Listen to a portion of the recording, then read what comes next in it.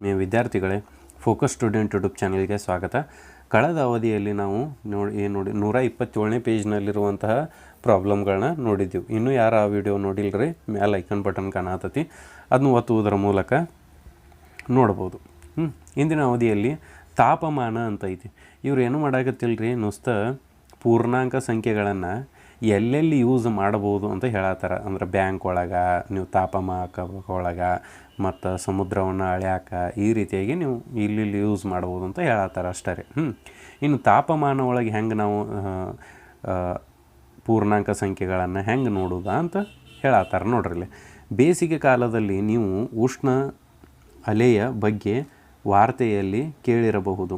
ಬೇಸಿಗೆಯಲ್ಲಿ ನೀವು ಅತಿ ಹೆಚ್ಚು ಶೆಕೆಯಾದಾಗ ತಾಪಮಾನ ಎಷ್ಟಿರಬಹುದು ಎಂದು ಅನಿಸುತ್ತದೆ.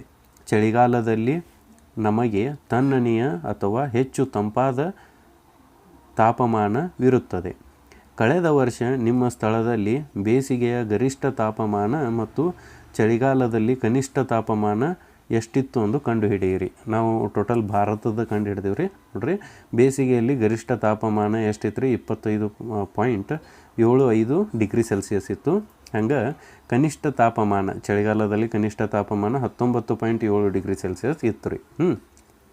ಇನ್ನು ನೋಡ್ರಿ, ನಾವು ತಾಪಮಾನವನ್ನು ಅಳೆಯುವಾಗ ಅಳತೆಯ ಮಾನವಾಗಿ ಡಿಗ್ರಿ ಸೆಲ್ಸಿಯಸ್ ನಾವು ಯಾವಾಗೂ ಏನು ಮಾಡ್ತೀವಿ ರೀ, ತಾಪವನ್ನು ಯಾವುದ್ರ ಮೂಲಕ ಅಳಿತೀವಿ ಅಂದ್ರೆ ಡಿಗ್ರಿ ಸೆಲ್ಸಿಯಸ್ ಅಂತ ಅಳಿತೀವಿ.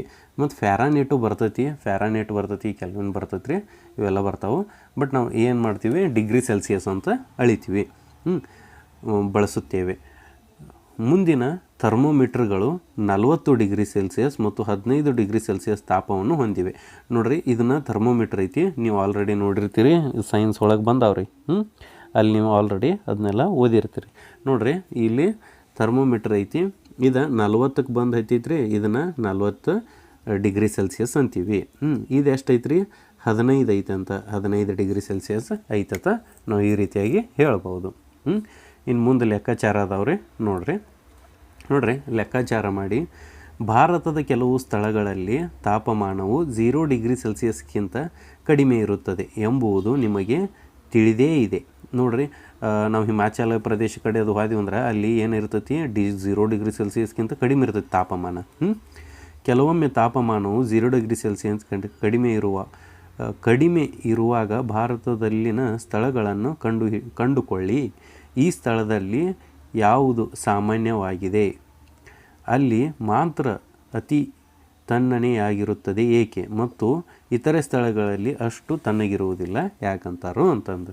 ನೋಡ್ರಿ, ನಮ್ಮ ಇಡೀ ಭಾರತ ಒಳಗೆ ತಾಪಮಾನವು 0 ಡಿಗ್ರಿ ಸೆಲ್ಸಿಯಸ್ಗಿಂತ ಕಡಿಮೆ ಇರುವ ಸ್ಥಳಗಳು ಯಾವಂದ್ರೆ ರೀ, ಲಡಾಖ, ಹಿಮಾಚಲ ಪ್ರದೇಶ, ಜಮ್ಮು ಕಾಶ್ಮೀರ, ಅರುಣಾಚಲ ಪ್ರದೇಶ, ಸಿಕ್ಕಿಮ, ಇವೆಲ್ಲ ಏನು ರೀ, ಇವ ಅತಿ ಕೋಲ್ಡ್ ಏರಿಯಾ ರೀ. ಇಲ್ಲೆಲ್ಲ 0 ಡಿಗ್ರಿ ಸೆಲ್ಸಿಯಸ್ಗಿಂತ ಕಡಿಮೆ ತಾಪಮಾನ ಇರ್ತೈತಿ ಅಂತ, ಅಂದರೆ ಎಲ್ಲ ಬರಪು ಇರ್ತೈತಿ ಆ ಕಡೆ. ನೋಡ್ರಿ, ಇನ್ನು ಇವು ಯಾಕೆ ಅಂದ್ರೆ ರೀ, ಇಲ್ಲಿ ಮಾತ್ರ ಯಾಕೆ ಅತಿ ಹೆಚ್ಚು ತಣ್ಣಗಿರ್ತಾವಂದ್ರೆ ರೀ, ಈ ಪ್ರದೇಶಗಳು ಎತ್ತರದಲ್ಲಿರುತ್ತವೆ, ತಾಪಮಾನವು ಕಡಿಮೆಯಾಗಿರ್ತೈತಿ ಅಂದಂಗೆ ರೀ. ಅಂದ್ರೆ ರೀ, ಇವೇನಿರ್ತಾವೆ ಪ್ರದೇಶಗಳು ಭಾಳ ಎತ್ತರವಾಗಿರ್ತಾವೆ, ಅದ್ರ ಸಂಬಂಧ ಏನು ಮಾಡಿರ್ತಾವೆ, ಇಲ್ಲಿ ಏನಾಕೈತಿ, ಹಿಮ ಬೀಳ್ತತಿ ಅಥವಾ ಮಂಜು ಬೀಳ್ತತಿ. ಮಂಜು ಏನು ಬೀಳಂಗಿಲ್ಲ ರೀ, ಹಿಮನ ಬೀಳ್ತತಿ ಅಲ್ಲಿ. ಯಾಕಂದ್ರೆ ತಾಪ ಭಾಳ ಕಡಿಮೆ ಇರ್ತೈತಿ, ಹಿಮ ಬೀಳ್ತತಿ, ಅಲ್ಲಿ ಕೋಲ್ಡ್ ಇರ್ತೈತಿ. ಇನ್ನೂ ಒಂದು ರೀಸನ್ ಏನಂದ್ರೆ ರೀ, ಸಮುದ್ರದಿಂದ ಬಹುದೂರದಲ್ಲಿ ಇರ್ತಾವ್ರಿ. ಸರಿ, ಸಮುದ್ರಕ್ಕೆ ಇದಕ್ಕೆ ಏನು ಸಂಬಂಧ ರೀ ಅಂತ ಅನ್ಬೋದು. ನಮಗೆ ಬಿಸಿ ಗಾಳಿ ಬರುವುದ ಎದರಿಂದ ರೀ, ಸಮುದ್ರದಿಂದ. ಏನು ಮಾಡ್ತತಿ, ವಾತಾವರಣದಲ್ಲಿ ಸೂರ್ಯನ ಕಿರಣಗಳು ಬಿದ್ದ ಇವೇನಕತಿ ವಾತಾವರಣದಲ್ಲಿ ನಮಗೆ ಬಿಸಿ ಗಾಳಿ ಉಂಟಾಗ್ತತಿ. ಈ ಬಿಸಿ ಗಾಳಿ ತಯಾರಾಗಿದ್ದ ಸಮುದ್ರ ಮೇಲೆ ಏನಿರ್ತೈತಿ, ತಂಪು ಗಾಳಿ ಇರ್ತೈತಿ. ಈ ಬಿಸಿ ಗಾಳಿ ಅಲ್ಲಿ ಹೋಗಿ ತಂಪು ಗಾಳಿ ಮತ್ತು ಈ ಕಡೆ ನಮ್ಮ ಭೂಮಿಗೆ ಬರ್ತೈತಿ. ಭೂಮಿಗೆ ಬಂದ ಬಳಕ ಮತ್ತು ಆ ಸೂರ್ಯನ ಕಿರಣ ಬಿದ್ದ ಇದು ಮತ್ತು ಮ್ಯಾಲೆ ಬಿಸಿ ಗಾಳಿಯಾಗಿ ಹೋಗ್ತೈತಿ. ಇವ ಸಮುದ್ರದಿಂದ ಭಾಳ ದೂರ ಇರೋದ್ರ ಸಂಬಂಧ ಏನಾಕೈತ್ರಿ, ಇವ ಪರ್ವತ ಬಳಿಗೆ ಹೋಗೋಕ್ಕಾಗಂಗಿಲ್ಲ ರೀ ಬಿಸಿ ಗಾಳಿ. ಅದರ ಸಂಬಂಧ ಅಲ್ಲಿ ಹಿಮ ಅದು ಬೀಳ್ತೈತಿ ಅಥವಾ ಅತಿ ಹೆಚ್ಚು ಕೋಲ್ಡ್ ಇರ್ತೈತಿ. ಈ ರೀತಿಯಾಗಿ ತಿಳ್ಕೊಬೋದು ನೀವು. ಆಲ್ರೆಡಿ ಸೈನ್ಸ್ ಒಳಗೆ ಕಲ್ತಿರ್ತೀರಿ. ಇನ್ನು ಮುಂದಿನ ಪ್ರಶ್ನೆ ನೋಡ್ರಿ, ಚಳಿಗಾಲದಲ್ಲಿ ಲಡಾಖ್ನ ಲೇಹ ತುಂಬ ತಣ್ಣಗಾಗಿರುತ್ತದೆ.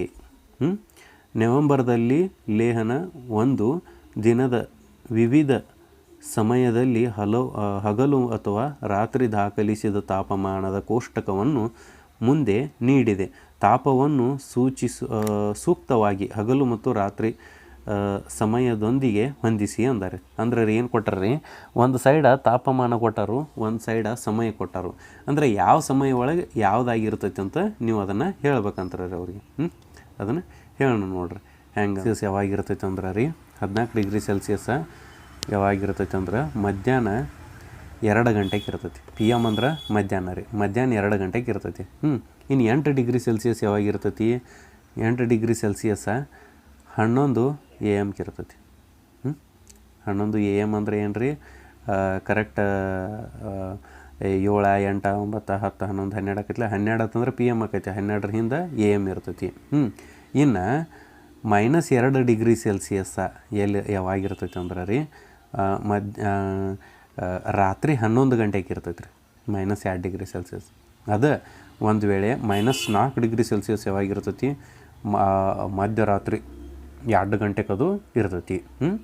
ಪೂರಾ ರಾತ್ರಿ ಮಧ್ಯರಾತ್ರಿ 2 ಗಂಟೆಗೆ ಈ ರೀತಿಯಾಗಿ ಇರ್ತೈತಿ. ನೀವು ನೋಡ್ಬೋದು, ಈ ರೀತಿಯಾಗಿ ನೀವು ಗುರುತ ಮಾಡ್ಬೋದು. ಇನ್ನು ಶಿಕ್ಷಕರಿಗಾಗಿ ಸೂಚನೆ ಅಂತೈತಿ, ತಾಪಮಾಪಕಗಳನ್ನು ಮತ್ತು ಅವುಗಳನ್ನು ತಾಪ ಅಳೆಯಲು ಹೇಗೆ ಉಪಯೋಗಿಸುತ್ತಾರೆ ಎಂಬುದರ ಬಗ್ಗೆ ಚರ್ಚಿಸಿ. ಪ್ರಯೋಗಶಾಲೆಯ ತಾಪಮಾಪಕವನ್ನು ತರಗತಿಗೆ ತಂದು ಬಿಸಿ ನೀರು ಮತ್ತು ತಣ್ಣಗಿರುವ ತಾಪವನ್ನು ಅಳೆಯಿರಿ. ತಾಪಮಾಪಕದಲ್ಲಿ 0 ಡಿಗ್ರಿ ಸೆಲ್ಸಿಯಸ್ಗಿಂತ ಕೆಳಗೆ ಇರುವ ಗುರುತುಗಳ ಬಗ್ಗೆ ಮಕ್ಕಳಿಗೆ ತಿಳಿಸಿ. 0 ಡಿಗ್ರಿ ಸೆಲ್ಸಿಯಸ್ ಇದು ಏನು ಸೂಚಿಸುತ್ತದೆ?